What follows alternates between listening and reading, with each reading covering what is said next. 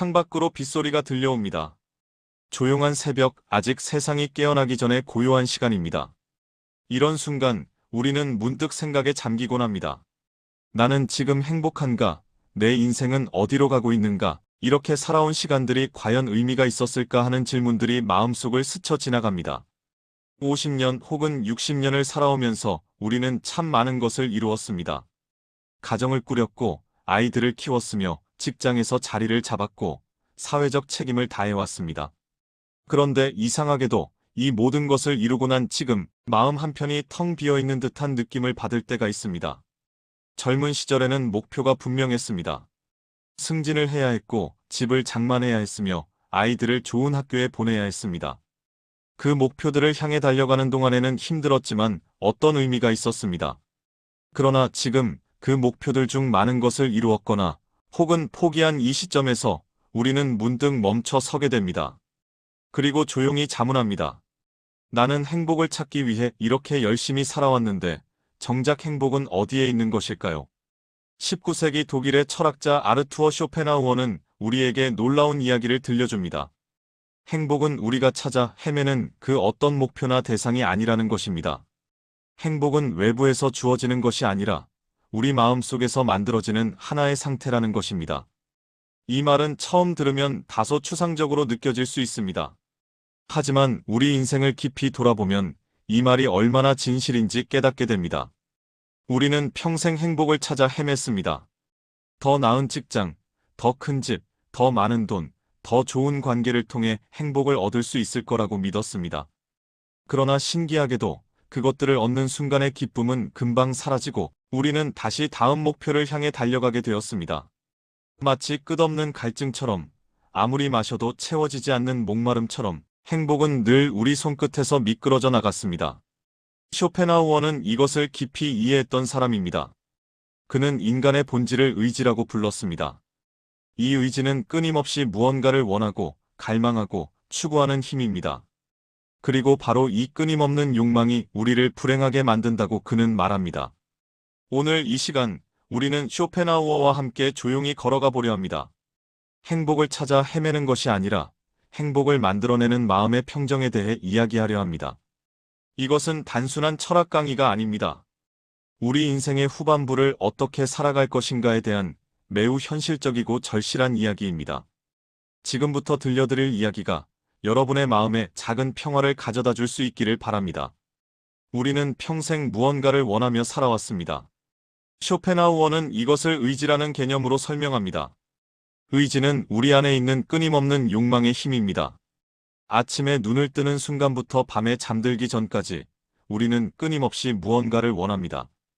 배가 고프면 음식을 원하고 피곤하면 휴식을 원하고 외로우면 누군가와의 연결을 원합니다. 이것은 매우 자연스러운 인간의 모습입니다. 문제는 이 욕망이 채워지는 순간에도 우리는 진정한 만족을 얻지 못한다는 것입니다. 잠시 생각해 보십시오. 젊은 시절 여러분은 아마도 과장으로 승진하는 것을 꿈꾸었을 것입니다. 그 승진을 위해 밤늦게까지 일했고 주말도 반납했으며 때로는 가족과의 시간도 희생했습니다. 그리고 드디어 승진 발표가 났고 여러분의 이름이 호명되었습니다. 그 순간의 기쁨을 기억하십니까? 가슴이 두근거리고 얼굴에 미소가 번지고 온 세상을 다 얻은 것 같은 그 느낌을 기억하십니까? 그런데 신기하게도 그 기쁨은 얼마나 오래 갔습니까? 아마도 며칠, 길어야 몇 주 정도였을 것입니다. 그리고 곧 새로운 고민이 시작되었습니다. 이제 부장이 되어야 한다는 생각, 더 많은 책임을 져야 한다는 부담, 후배들과의 관계에서 오는 미묘한 긴장감 같은 것들이 밀려왔습니다. 행복했던 그 순간은 어느새 과거가 되었고 우리는 다시 다음 목표를 향해 달려가기 시작했습니다. 이것이 바로 쇼펜하우어가 말하는 욕망의 메커니즘입니다. 우리는 무언가를 원하고 그것을 얻기 위해 노력하고 그것을 얻는 순간 잠깐의 기쁨을 느끼지만 곧 그 기쁨은 사라지고 새로운 욕망이 자리를 차지합니다. 마치 쳇바퀴를 도는 다람쥐처럼 우리는 끊임없이 달리지만 결코 목적지에 도착하지 못합니다. 50대가 되어서도 이 패턴은 계속됩니다.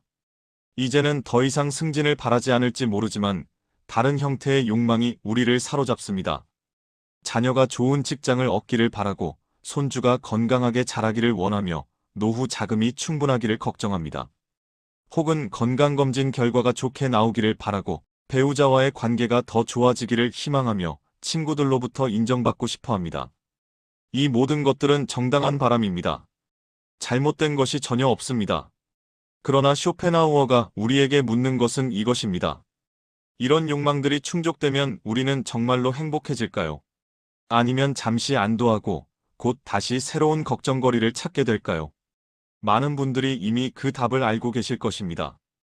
우리는 원하던 것을 얻어도 오래 만족하지 못합니다. 자녀가 좋은 직장에 취직하면 이제는 결혼 걱정이 생기고, 결혼을 하면 손주 걱정이 생기고, 손주가 태어나면 그 아이의 미래가 걱정됩니다.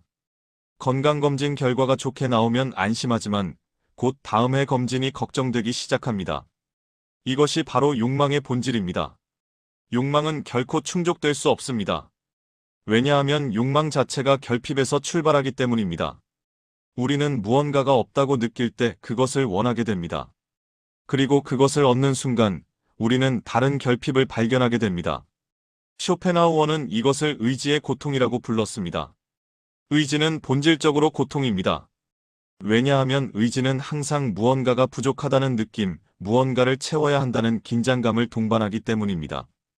배고픔은 고통이고 외로움은 고통이며 인정받지 못한다는 느낌은 고통입니다. 우리는 이 고통을 피하기 위해 욕망을 충족시키려 노력하지만 욕망이 충족되는 순간 새로운 욕망이 생겨나고 그것은 다시 새로운 고통이 됩니다. 그렇다면 우리는 어떻게 해야 할까요? 모든 욕망을 포기하고 산속으로 들어가야 할까요? 아무것도 원하지 않고 아무것도 바라지 않으며 살아야 할까요? 쇼펜하우어는 그렇게 극단적인 해결책을 제시하지 않습니다. 대신 그는 우리에게 관점의 전환을 요청합니다. 문제는 욕망 자체가 아니라 행복을 욕망의 충족에서 찾으려는 우리의 태도라는 것입니다. 우리는 평생 이렇게 생각해왔습니다.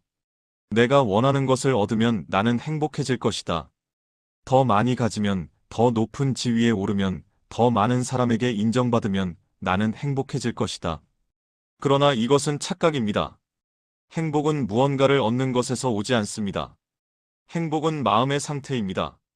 그리고 이 마음의 상태는 외부 조건에 의해 결정되는 것이 아니라 우리가 세상을 바라보는 방식에 의해 결정됩니다. 여기 두 사람이 있다고 상상해 보십시오. 한 사람은 큰 집에 살고 좋은 차를 몰고 은행 계좌에 넉넉한 돈이 있지만 항상 더 많은 것을 원합니다. 더 큰 집, 더 좋은 차, 더 많은 돈을 원하며 자신이 가진 것에는 만족하지 못합니다. 다른 한 사람은 작은 아파트에 살고 평범한 차를 몰고 적당한 수입이 있지만 자신이 가진 것에 감사하며 삽니다. 따뜻한 집이 있다는 것, 건강하게 움직일 수 있다는 것, 사랑하는 사람들이 곁에 있다는 것에 감사합니다. 이 두 사람 중 누가 더 행복할까요? 당연히 두 번째 사람입니다. 왜냐하면 행복은 우리가 가진 것의 양이 아니라 우리가 가진 것을 어떻게 바라보느냐에 달려있기 때문입니다. 쇼펜하우어는 이것을 매우 명확하게 이해했습니다. 그는 말합니다. 인간의 행복은 우리가 얻는 것에 의해 결정되는 것이 아니라 우리의 기질과 관점에 의해 결정된다.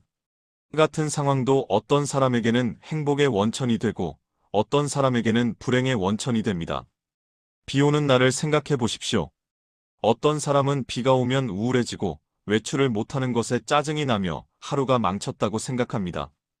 그러나 다른 사람은 비 오는 날을 집에서 차를 마시며 책을 읽을 수 있는 좋은 기회로 여기고 빗소리를 들으며 마음의 평화를 느낍니다. 비라는 외부 조건은 같지만 그것을 받아들이는 마음의 태도가 완전히 다릅니다. 바로 이것이 핵심입니다. 행복을 찾으려는 태도, 즉 외부에서 무언가를 얻어야 행복해질 수 있다는 믿음이 오히려 우리를 불행하게 만듭니다. 왜냐하면 우리는 항상 지금 가진 것이 아니라 없는 것에 집중하게 되고 현재가 아니라 미래에 집착하게 되며 있는 그대로의 삶이 아니라 이상적인 삶을 꿈꾸게 되기 때문입니다. 그리고 그 간극에서 우리는 끊임없는 불만족을 경험합니다. 50대에 접어든 우리에게 이것은 매우 중요한 깨달음입니다. 이제 우리는 인생의 대부분을 살았고 앞으로 남은 시간이 지나온 시간보다 짧다는 것을 알고 있습니다. 이 시점에서 여전히 행복을 미래의 어떤 성취에서 찾으려 한다면 우리는 결코 행복해질 수 없을 것입니다. 대신 우리는 관점을 바꿔야 합니다. 행복을 찾는 것이 아니라 행복을 만들어내는 마음의 태도를 기르는 것입니다. 이것이 바로 쇼펜하우어가 말하는 마음의 평정으로 가는 첫걸음입니다. 마음의 평정. 이 단어를 들으면 어떤 느낌이 드십니까? 어쩌면 조금 먼 이야기처럼 들릴 수도 있습니다. 마치 높은 산 위에 수도승만이 도달할 수 있는 우리 같은 평범한 사람들과는 거리가 먼 경지처럼 느껴질 수도 있습니다. 그러나 쇼펜하우어가 말하는 마음의 평정은 그런 것이 아닙니다.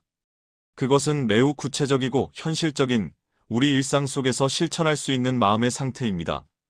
독일어로 겔라센하이트라고 불리는 이 개념은 직역하면 내려놓음 혹은 평온함을 의미합니다.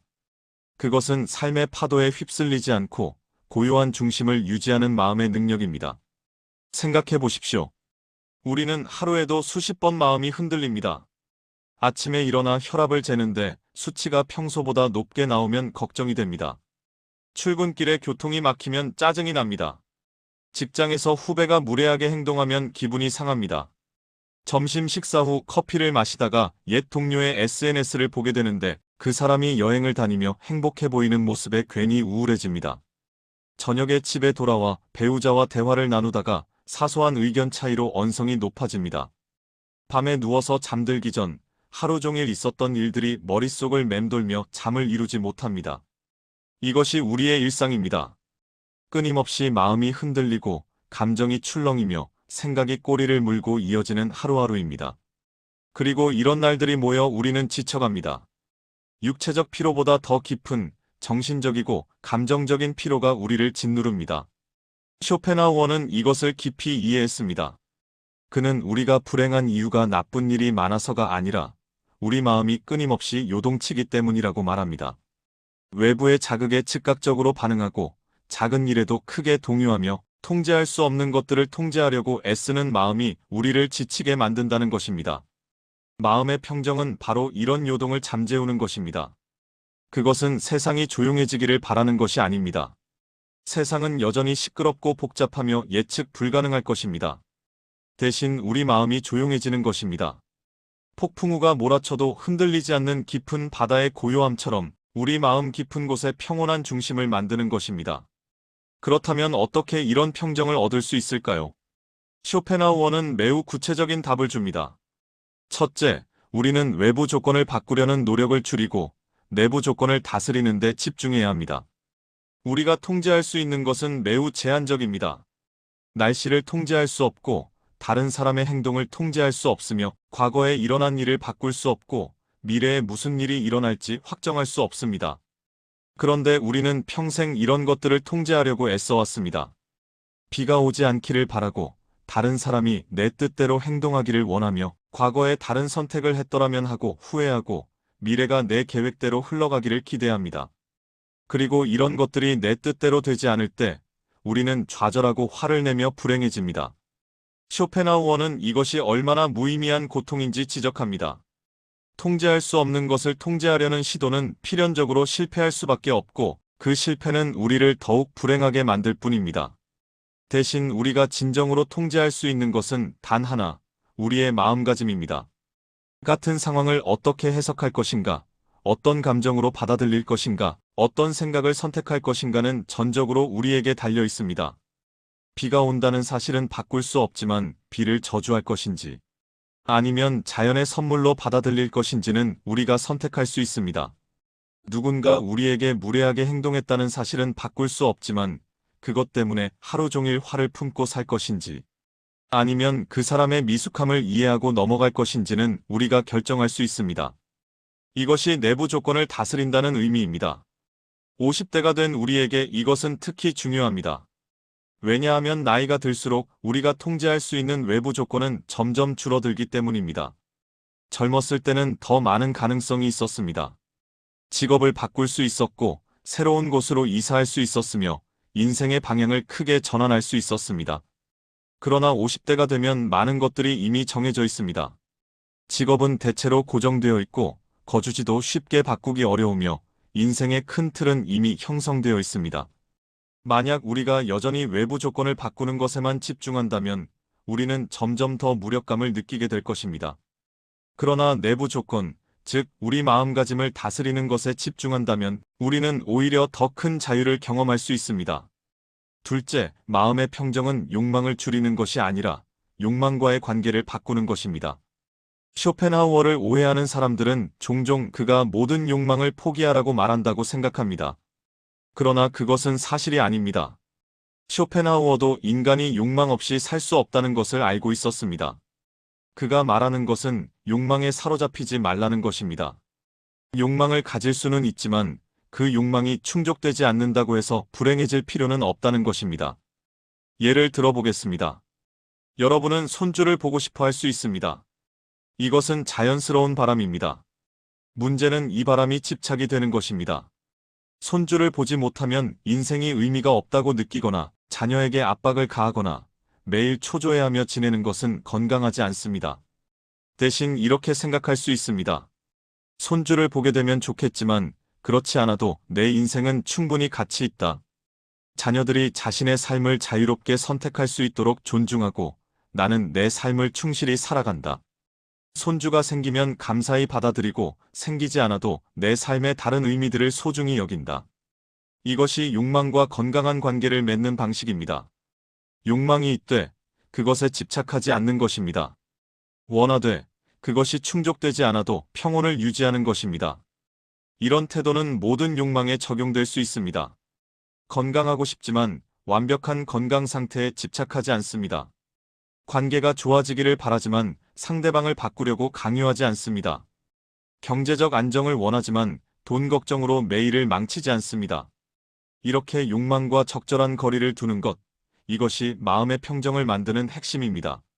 셋째, 마음의 평정은 지금 이 순간에 머무르는 능력입니다. 하재 시도인 계속. 우리가 불안하고 불행한 이유의 대부분은 우리가 과거나 미래에 살고 있기 때문입니다. 과거의 실수를 후회하고 미래의 불확실성을 걱정하며 정작 지금 이 순간은 놓쳐버립니다. 쇼펜하우어는 현재의 순간만이 진정으로 우리 것이라고 말합니다.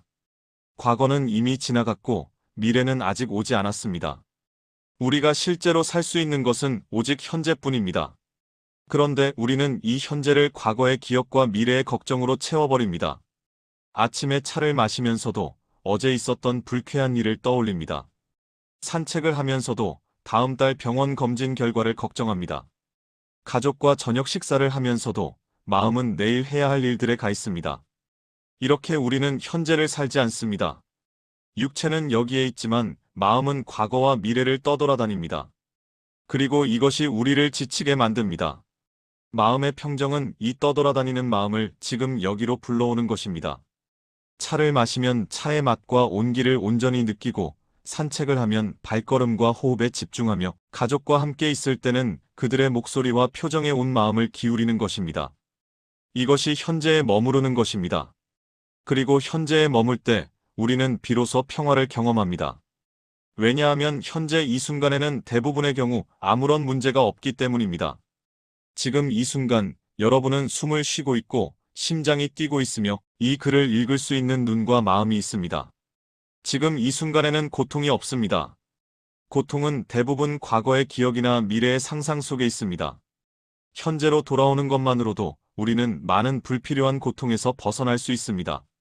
넷째, 마음의 평정은 받아들임의 예술입니다. 우리는 평생 싸워왔습니다. 마음에 들지 않는 것들과 싸우고 부당하다고 느끼는 것들에 저항하며 달라져야 한다고 생각하는 것들을 바꾸려고 노력했습니다. 이런 노력이 때로는 필요하고 의미 있습니다. 그러나 모든 것과 싸울 수는 없습니다. 어떤 것들은 우리가 아무리 노력해도 바뀌지 않습니다. 나이가 드는 것, 시간이 흐르는 것, 사랑하는 사람이 변해가는 것, 계절이 바뀌는 것, 이런 것들은 자연의 법칙입니다. 우리가 이것들과 싸우는 것은 파도와 싸우는 것만큼이나 무의미합니다. 쇼펜하우어는 우리에게 받아들임의 지혜를 가르칩니다. 바꿀 수 없는 것은 받아들이고 바꿀 수 있는 것에만 에너지를 쓰라는 것입니다. 이것은 체념이 아닙니다. 그것은 현실에 대한 깊은 이해입니다. 50대가 된 우리는 더 이상 젊지 않습니다. 체력은 예전 같지 않고 회복도 느리며 새로운 것을 배우는 속도도 더딥니다. 이것과 싸울 수 있습니다. 매일 거울을 보며 늙어가는 얼굴에 한숨을 쉬고 젊었을 때처럼 되지 않는 몸을 원망하며 시간을 되돌릴 수 없다는 사실에 분노할 수 있습니다. 그러나 이런 싸움은 우리를 더 불행하게 만들 뿐입니다. 대신 받아들일 수 있습니다. 나이가 드는 것은 자연스러운 과정이고 이 과정에도 나름의 아름다움과 지혜가 있다는 것을 인정할 수 있습니다. 체력은 줄었지만 경험은 늘었고 속도는 느려졌지만 깊이는 더해졌으며 외모는 변했지만 내면은 더 풍성해졌다는 것을 볼 수 있습니다. 이렇게 받아들일 때 우리는 평화를 얻습니다. 더 이상 잊지도 않은 과거의 젊음과 지금의 나를 비교하며 괴로워하지 않습니다. 대신 지금의 나를 있는 그대로 인정하고 이 나이에 맞는 삶의 방식을 찾아갑니다. 이것이 마음의 평정입니다. 요동치는 감정을 가라앉히고 욕망과 건강한 거리를 두며 현재에 머무르고 바꿀 수 없는 것을 받아들이는 마음의 상태입니다. 이것은 하루아침에 얻어지는 것이 아닙니다. 평생의 습관을 바꾸는 것이기에 시간이 걸립니다. 그러나 조금씩 하루에 몇 번이라도 이런 평정의 순간을 경험하기 시작하면 우리 삶은 천천히 변화합니다. 더 이상 외부의 작은 자극에 크게 흔들리지 않게 되고 마음속에 고요한 공간이 생기며 그 고요함 속에서 진정한 행복이 피어오르기 시작합니다. 나이가 들수록 우리는 혼자 있는 시간이 많아집니다. 자녀들은 독립했거나 독립을 준비하고 있고 직장에서의 관계는 점점 줄어들며 오랫동안 함께했던 친구들도 각자의 삶으로 바빠집니다. 어떤 분들은 배우자와의 대화마저 줄어들고 각자의 세계에서 조용히 시간을 보내는 경우도 있습니다. 이런 변화 앞에서 많은 분들이 외로움을 느낍니다. 주변이 조용해지는 것이 마치 자신이 버려진 것처럼 세상에서 잊혀진 것처럼 느껴지기도 합니다. 특히 평생 많은 사람들과 어울리며 살아온 분들에게는 이 고요함이 견디기 어려울 수 있습니다. 그러나 쇼펜하우어는 우리에게 완전히 다른 관점을 제시합니다. 고독은 상실이 아니라 선물이라는 것입니다. 혼자 있는 시간은 외로움이 아니라 자유라는 것입니다. 그는 자신의 저서에서 이렇게 말합니다. 인간은 홀로 있을 때 비로소 자기 자신이 될 수 있다. 사회 속에서 우리는 늘 역할을 수행합니다. 부모의 역할, 배우자의 역할, 직장인의 역할, 친구의 역할을 합니다. 이런 역할들은 필요하고 의미 있지만 동시에 우리를 제약합니다. 다른 사람의 기대에 맞춰야 하고 사회적 예의를 지켜야 하며 때로는 진짜 내 마음이 아닌 것을 표현해야 합니다. 그런데 혼자 있을 때는 이 모든 역할에서 벗어날 수 있습니다. 누구의 눈치도 볼 필요 없고 누구에게 맞출 필요도 없으며 그저 나 자신으로 존재할 수 있습니다. 이것이 고독의 선물입니다. 물론 쇼펜하우어가 말하는 고독은 완전한 고립을 의미하지 않습니다. 그는 사람들과의 관계를 완전히 끊으라고 말하지 않습니다. 대신 그는 선택적 고독을 이야기합니다. 의미 있는 관계는 유지하되 불필요하게 에너지를 소모하는 관계들로부터는 자유로워지라는 것입니다. 50대가 되면 우리는 이미 많은 사람을 만나봤습니다. 수백 명, 어쩌면 수천 명의 사람들과 인사를 나누고 함께 일하고 친분을 쌓았습니다. 그러나 솔직히 말해서 이 모든 관계가 다 의미 있었습니까? 어떤 관계들은 우리에게 에너지를 주었지만 어떤 관계들은 오히려 에너지를 빼앗아갔습니다. 진심 어린 대화를 나눌 수 있는 사람이 있었던 반면 형식적이고 피상적인 만남만 반복하는 사람도 있었습니다. 서로를 이해하고 존중하는 관계가 있었던 반면 비교하고 경쟁하며 서로를 지치게 만드는 관계도 있었습니다. 쇼펜하우어는 우리에게 용기를 줍니다. 에너지를 소모하는 관계들을 정리할 용기, 진정으로 의미 있는 관계에만 집중할 용기를 말입니다. 이것은 냉정함이나 이기심이 아닙니다. 오히려 성숙함의 표현입니다. 우리는 이제 인생의 시간이 유한하다는 것을 압니다. 그 유한한 시간을 어떻게 쓸 것인지 선택할 권리가 우리에게 있습니다. 만나면 불평만 늘어놓는 사람, 자신의 자랑만 하는 사람, 남을 깎아내리며 우월감을 느끼는 사람, 이런 사람들과의 만남은 우리에게 아무것도 남기지 않습니다. 오히려 만나고 나면 기분이 나빠지고 에너지가 소진되며 삶이 더 무거워집니다. 이런 관계들을 정리하는 것은 우리 자신을 보호하는 행위입니다. 그리고 그렇게 만들어진 공간, 그 고독의 공간이야말로 진정한 평정을 경험할 수 있는 곳입니다. 혼자 있는 시간에 우리는 자신의 내면을 들여다볼 수 있습니다. 평생 바쁘게 달려오며 미처 살피지 못했던 나 자신의 마음을 천천히 관찰할 수 있습니다. 내가 진짜로 원하는 것이 무엇인지, 무엇이 나를 행복하게 하는지, 어떤 가치가 나에게 중요한지를 발견할 수 있습니다. 쇼펜하우어는 이것을 매우 중요하게 여겼습니다. 그는 자기 자신을 알지 못하는 사람은 진정한 행복을 얻을 수 없다고 믿었습니다. 우리가 다른 사람의 기대와 사회의 기준에 따라 살아왔다면 우리는 진짜 자신이 누구인지 모를 수 있습니다. 혼자 있는 시간은 바로 이 진짜 자신을 만나는 시간입니다. 그렇다고 해서 고독이 항상 쉽고 편안한 것만은 아닙니다. 처음 혼자 있는 시간이 많아지면 불편할 수 있습니다. 무엇을 해야 할지 모르겠고 시간이 너무 천천히 가는 것 같으며 괜히 불안하고 초조한 마음이 들 수 있습니다. 이것은 자연스러운 반응입니다. 우리는 평생 분주함에 익숙해져 있었기 때문입니다. 항상 무언가를 하고 누군가를 만나고 어딘가로 가야 했습니다. 갑자기 그런 것들이 사라지면 마치 무중력 상태에 있는 것처럼 불안정하게 느껴질 수 있습니다. 그러나 이것은 적응의 과정입니다. 고독을 두려워하지 마십시오. 처음에는 어색하고 불편할 수 있지만 시간이 지나면서 점차 그 안에서 평화를 발견하게 될 것입니다. 혼자 있어도 외롭지 않고 침묵이 있어도 허전하지 않으며 조용함이 오히려 위안이 되는 순간이 올 것입니다. 그리고 그때 여러분은 쇼펜하우어가 말한 진리를 경험하게 될 것입니다. 고독은 상실이 아니라 자유이고 혼자 있는 시간은 공허함이 아니라 충만함으로 채워질 수 있다는 것을 말입니다. 실제로 혼자 있는 시간을 풍요롭게 만드는 방법은 많습니다. 책을 읽을 수 있습니다. 젊었을 때는 바빠서 읽지 못했던 책들, 늘 읽고 싶었지만 시간이 없어 미뤄두었던 책들을 천천히 읽을 수 있습니다. 글을 쓸 수 있습니다. 자신의 인생을 돌아보며 회고록을 쓰거나 하루의 생각을 일기로 정리하거나 손주들에게 남기고 싶은 지혜를 글로 담을 수 있습니다. 음악을 들을 수 있습니다. 조용히 앉아 좋아하는 음악에 온전히 집중하는 시간은 명상만큼이나 마음을 평온하게 만듭니다. 자연을 관찰할 수 있습니다.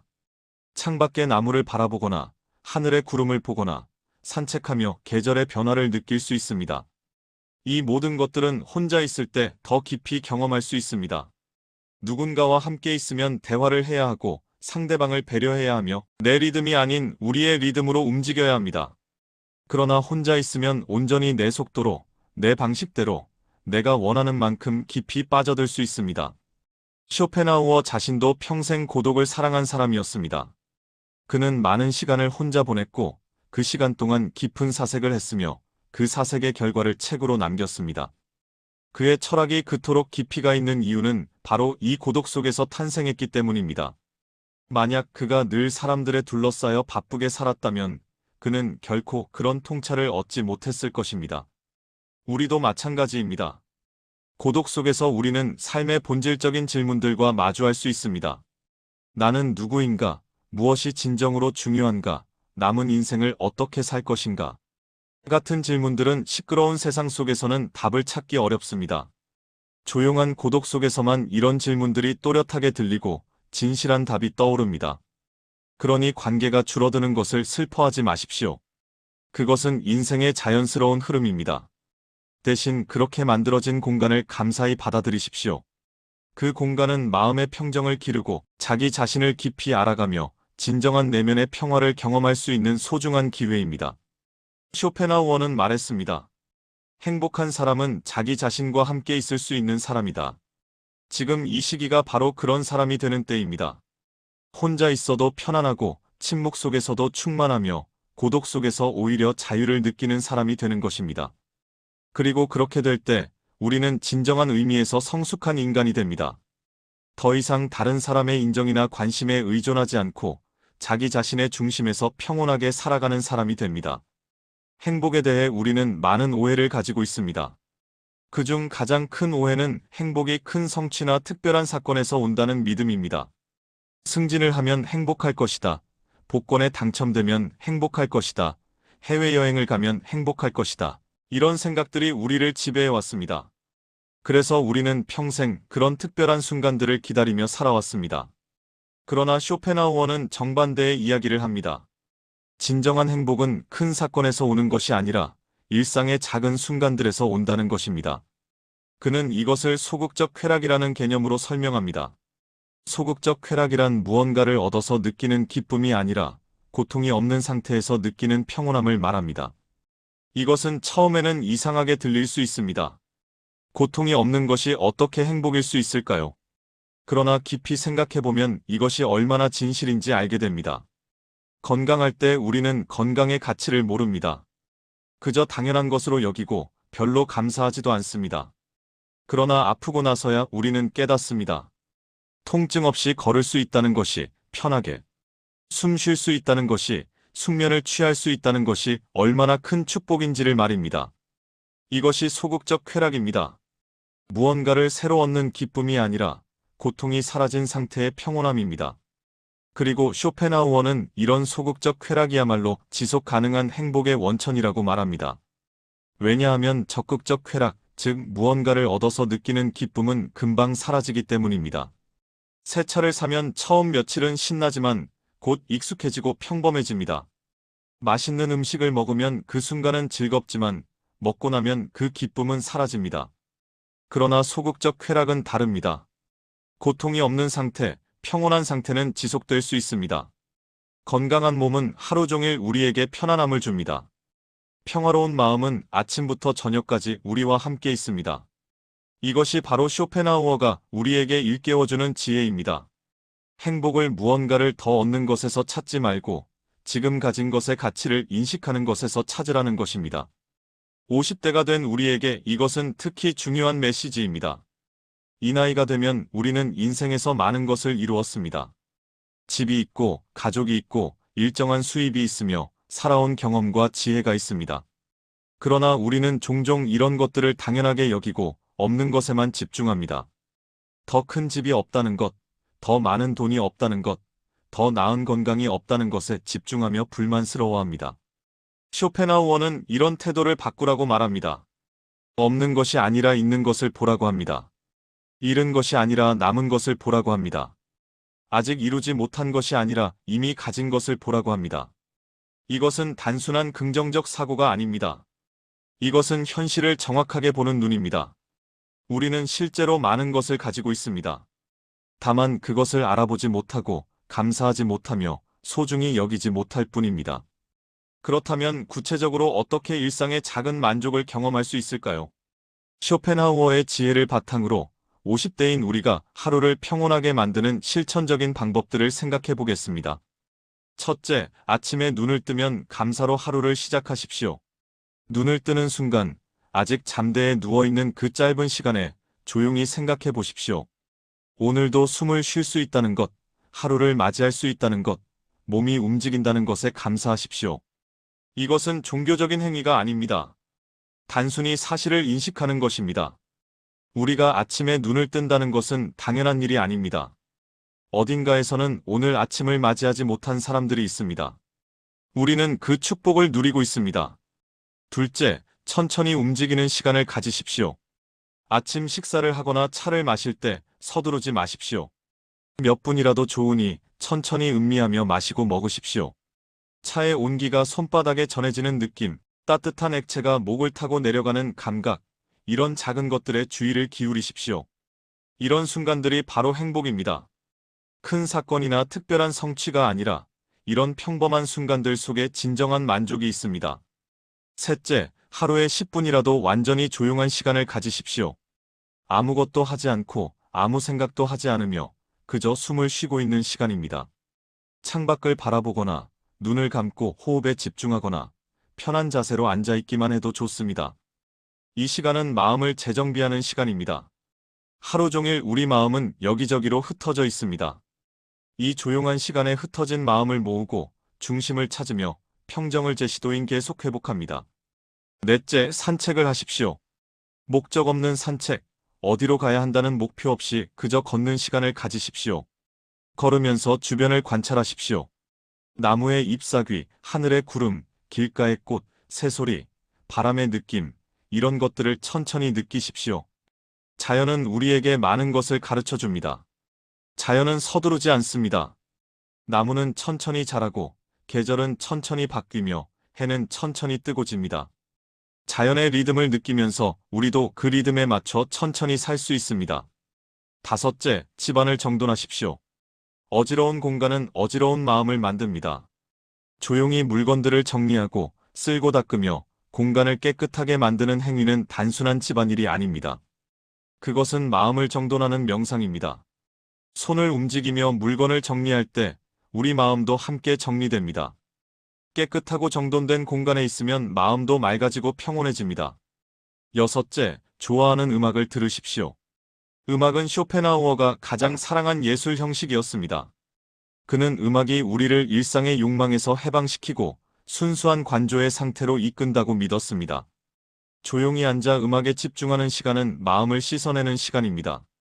클래식이든 가요든 재즈든 여러분이 진정으로 좋아하는 음악을 선택하십시오.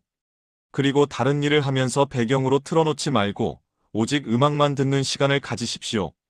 일곱째, 독서를 하십시오. 책은 우리를 다른 세계로 데려갑니다.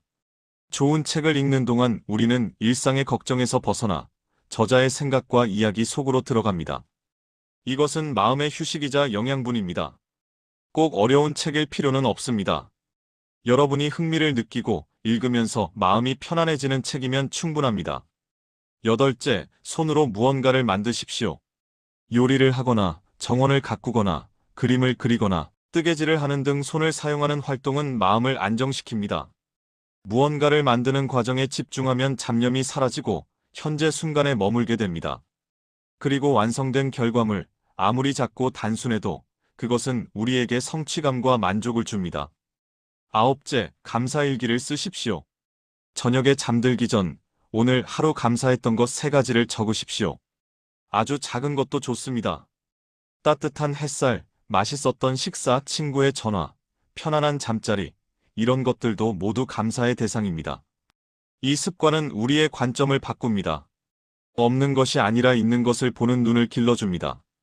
그리고 시간이 지나면 우리는 일상이 얼마나 많은 축복으로 가득한지 깨닫게 됩니다. 열째, 충분히 쉬십시오. 우리 세대는 평생 쉬는 것을 게으름으로 여기며 살아왔습니다. 항상 무언가를 해야 하고 생산적이어야 하며 쉬는 것은 시간 낭비라고 배웠습니다. 그러나 이제는 그 생각을 바꿀 때입니다. 휴식은 사치가 아니라 필수입니다. 피곤할 때 억지로 무언가를 하는 것보다 충분히 쉬고 회복하는 것이 훨씬 더 현명합니다. 낮잠을 자는 것, 그저 누워서 멍하니 있는 것, 이런 것들을 죄책감 없이 즐기십시오. 이 모든 것들은 매우 단순해 보입니다. 그러나 바로 이 단순함이 핵심입니다.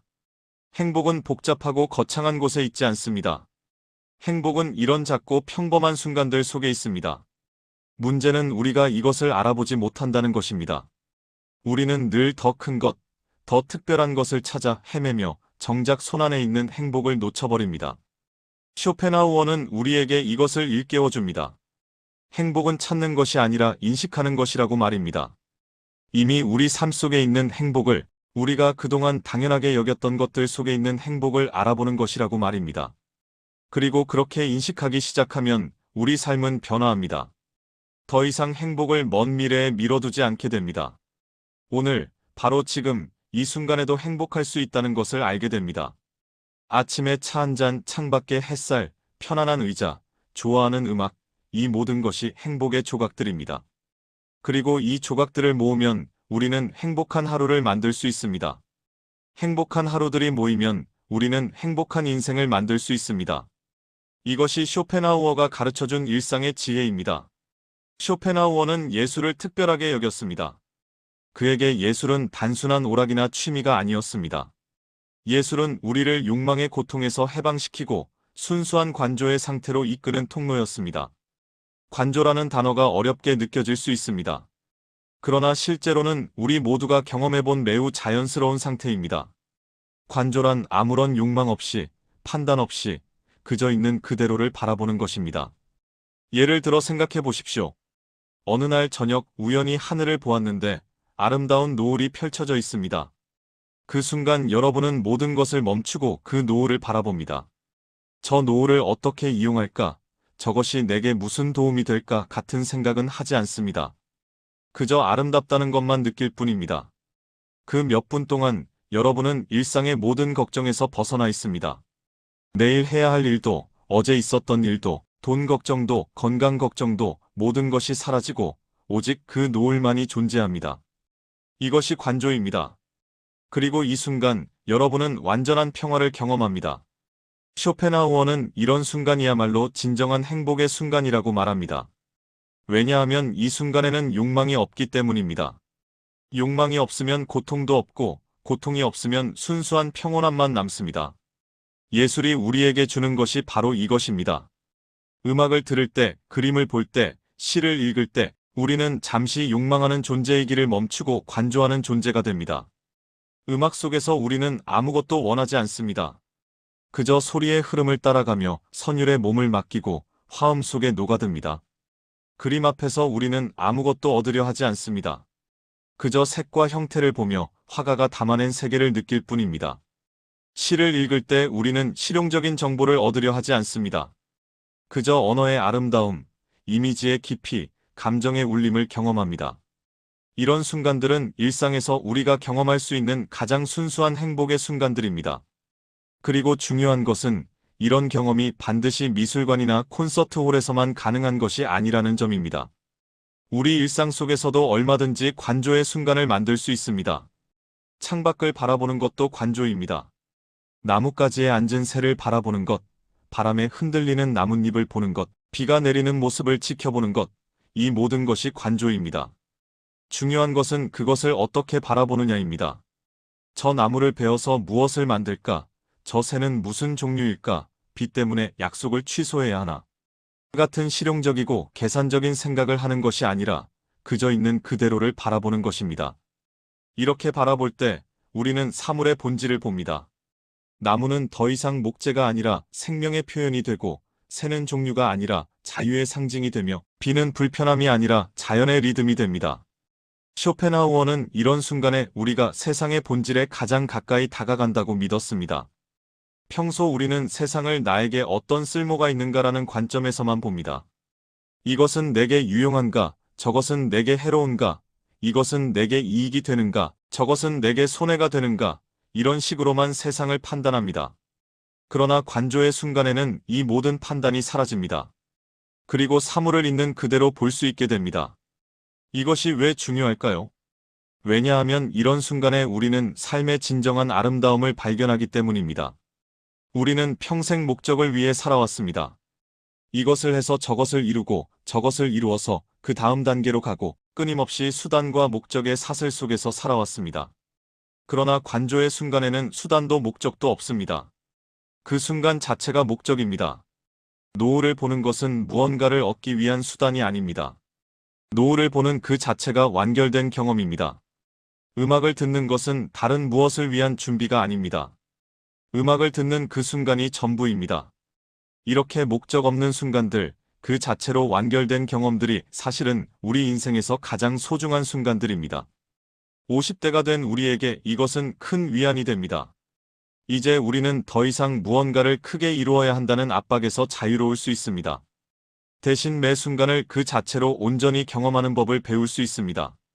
아침에 커피를 마시는 순간, 그것은 잠을 깨기 위한 수단이 아니라 그 자체로 완결된 경험이 될 수 있습니다. 저녁에 산책하는 시간, 그것은 운동을 위한 의무가 아니라 자연과 만나는 관조의 시간이 될 수 있습니다. 책을 읽는 시간, 그것은 지식을 쌓기 위한 공부가 아니라 다른 세계와 만나는 예술적 경험이 될 수 있습니다. 쇼펜하우어는 특히 음악을 높이 평가했습니다. 그는 음악이 다른 어떤 예술보다 더 직접적으로 우리 마음에 말을 건다고 믿었습니다. 그림은 여전히 대상을 재현하고 문학은 여전히 언어를 사용하지만 음악은 어떤 대상도 재현하지 않고 어떤 개념도 사용하지 않으면서 직접 우리 감정에 닿는다는 것입니다. 음악을 들을 때 우리는 아무것도 이해할 필요가 없습니다. 그저 느끼기만 하면 됩니다. 슬픈 멜로디는 우리를 슬프게 하고 경쾌한 리듬은 우리를 들뜨게 하며 장엄한 화음은 우리를 숭고한 감정으로 이끕니다. 이 모든 것이 말이나 설명 없이 일어납니다. 그래서 음악은 가장 보편적인 예술입니다. 언어가 달라도, 문화가 달라도, 나이가 달라도 음악은 모두에게 말할 겁니다. 50대, 60대인 여러분께 권하고 싶습니다. 매일 조금씩이라도 관조의 시간을 가지십시오. 그것은 거창한 예술 감상일 필요가 없습니다. 창밖을 10분 동안 바라보는 것만으로도 충분합니다. 다만 그 10분 동안은 다른 생각을 하지 마십시오. 스마트폰을 보지 마시고 할 일 목록을 떠올리지 마시며 그저 창밖의 세계를 바라보십시오. 나무가 어떻게 서 있는지, 하늘이 어떤 색인지, 구름이 어떻게 흘러가는지, 새들이 어떻게 날아가는지 그저 보십시오. 혹은 좋아하는 음악을 한 곡 선택해서 다른 일을 하지 않고 오직 그 음악만 들으십시오. 눈을 감고 음악에 몸을 맡기십시오. 선율을 따라가고 리듬을 느끼며 화음 속에 머무십시오. 아니면 시 한 편을 천천히 읽으십시오. 빨리 읽어서 내용을 파악하려 하지 마시고 한 줄 한 줄 음미하며 읽으십시오. 시인이 선택한 단어들, 문장의 리듬, 이미지의 아름다움을 느끼십시오. 이런 순간들이 쌓이면 우리 삶은 더 풍요로워집니다. 단순히 해야 할 일들을 처리하는 삶이 아니라 매 순간을 의미 있게 경험하는 삶이 됩니다. 그리고 이런 삶 속에서 우리는 진정한 행복을 발견합니다. 크고 화려한 사건이 주는 일시적 흥분이 아니라 고요하고 깊은 만족감을 느낍니다. 쇼펜하우어는 이것을 삶을 있는 그대로 바라보는 힘이라고 불렀습니다. 삶을 바꾸려 하지 않고 삶으로부터 무언가를 얻으려 하지 않으며 그저 삶을 바라보는 것입니다. 그리고 그렇게 바라볼 때 우리는 삶이 얼마나 신비롭고 아름다운지 깨닫게 됩니다. 평범한 하루도, 단조로운 일상도, 익숙한 풍경도 있는 그대로 바라보면 모두 경이롭습니다. 우리가 그것을 못 보는 이유는 항상 다른 것을 생각하며, 다른 것을 원하며, 다른 곳으로 가려 하기 때문입니다. 멈추십시오. 지금 여기에 머무십시오. 눈앞의 것을 있는 그대로 보십시오. 그리고 그 안에서 아름다움을 발견하십시오. 이것이 관조이고, 이것이 예술적 직관이며, 이것이 쇼펜하우어가 우리에게 가르쳐준 마음의 평정으로 가는 길입니다. 이제 우리는 긴 여정의 끝에 와 있습니다. 쇼펜하우어와 함께 걸어온 이 시간 동안 우리는 많은 것을 이야기했습니다. 욕망과 행복의 관계, 마음의 평정을 얻는 방법, 고독의 의미, 일상의 작은 만족, 그리고 관조와 예술적 직관에 대해 이야기했습니다. 이 모든 이야기를 관통하는 하나의 메시지가 있습니다. 행복은 찾는 것이 아니라 만들어지는 것이라는 진리입니다. 우리는 평생 행복을 찾아 헤맸습니다. 더 나은 직장에서, 더 큰 집에서, 더 많은 돈에서, 더 좋은 관계에서 행복을 찾으려 했습니다. 그러나 이제 우리는 압니다. 행복은 그런 외부 조건에 있지 않다는 것을 말입니다. 행복은 우리 마음 속에 있습니다. 더 정확히 말하면 행복은 우리가 세상을 바라보는 방식에 있습니다. 같은 상황도 어떤 마음으로 받아들이느냐에 따라 행복이 될 수도 불행이 될 수도 있습니다. 비 오는 날을 우울하게 볼 수도 있고 자연의 선물로 볼 수도 있습니다. 나이 드는 것을 상실로 볼 수도 있고 성숙으로 볼 수도 있습니다. 혼자 있는 시간을 외로움으로 느낄 수도 있고 자유로 느낄 수도 있습니다. 이 선택은 전적으로 우리에게 달려 있습니다. 그리고 이것이 바로 희망입니다. 만약 행복이 외부 조건에만 달려 있다면 우리는 무력할 수밖에 없습니다. 왜냐하면 외부 조건은 우리 통제 밖에 있는 것이 많기 때문입니다. 날씨를 통제할 수 없고 다른 사람을 바꿀 수 없으며 시간의 흐름을 멈출 수 없습니다. 그러나 행복이 마음의 상태라면 우리에게는 힘이 있습니다. 우리 마음은 우리가 다스릴 수 있기 때문입니다. 물론 쉽지 않습니다. 평생 길들여진 사고방식과 습관을 바꾸는 것은 어려운 일입니다.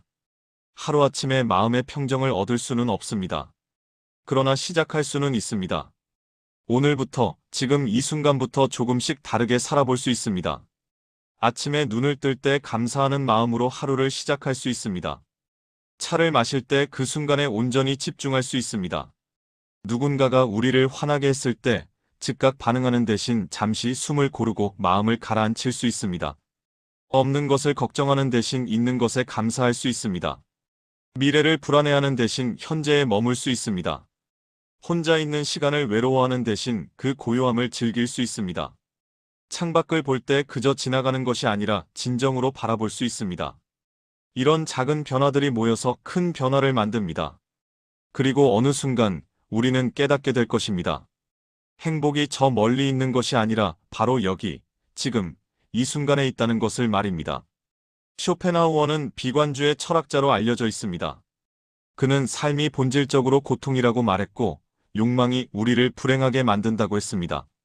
어떤 사람들은 이것을 듣고 우울해하고 쇼펜하우어를 부정적인 사람으로 여깁니다.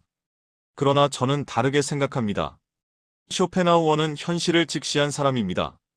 그는 삶의 고통을 부정하지 않았고 인간의 한계를 인정했습니다. 그러나 그는 거기서 멈추지 않았습니다. 그는 그 고통 속에서도 평화를 찾을 수 있는 길을 제시했습니다. 마음의 평정, 고독의 가치, 관조의 순간, 이런 것들을 통해 우리가 고통을 초월할 수 있다고 말했습니다. 이것은 비관이 아니라 깊은 지혜입니다. 허황된 희망을 주는 것이 아니라 현실적이고 실천 가능한 길을 보여주는 것입니다. 50대가 된 우리에게 이런 현실적 지혜가 필요합니다. 우리는 더 이상 젊은 시절의 환상을 좇을 수 없습니다. 언젠가 모든 것이 완벽해질 거라는 꿈, 언젠가 큰 행운이 찾아올 거라는 기대, 이런 것들은 우리를 더 이상 위로하지 못합니다. 대신 우리에게 필요한 것은 지금 여기서 있는 그대로의 삶 속에서 평화를 찾는 방법입니다. 그리고 쇼펜하우어는 바로 그것을 가르쳐 줍니다. 여러분 모두 행복하십시오. 끝까지 시청해 주셔서 감사합니다.